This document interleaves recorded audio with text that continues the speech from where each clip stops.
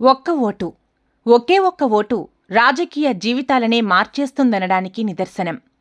ఆ ఒక్క ఓటే ఒకరిని విజేతగా నిలిపితే మరొకరిని ఓటమి పాలు చేసింది. హోరాహోరీగా సాగిన గ్రామ పంచాయతీ ఎన్నికల్లో ఒక్క ఓటు వారిని గ్రామ పంచాయతీ సర్పంచ్గా గెలిపించింది. మొదటి విడత గ్రామ పంచాయతీ ఎన్నికల్లో హన్మకొండ జిల్లాలోని కమలాపూర్ మండలంలో ఒకే ఒక్క ఓటుతో 2 గ్రామాల్లో సర్పంచ్గా గెలిచారు. ఒకటి శంభునిపల్లి, మరొకటి శనిగరం.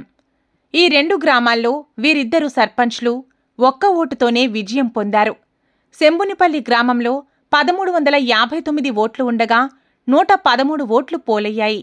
అందులో కాంగ్రెస్ పార్టీకి చెందిన అభ్యర్థి గువ్వాడ లక్ష్మి 368 ఓట్లతో గెలుపొందగా, మరో బీజేపీ పార్టీ అభ్యర్థి అర్వపల్లి మంజులకి 367 ఓట్లు వచ్చాయి.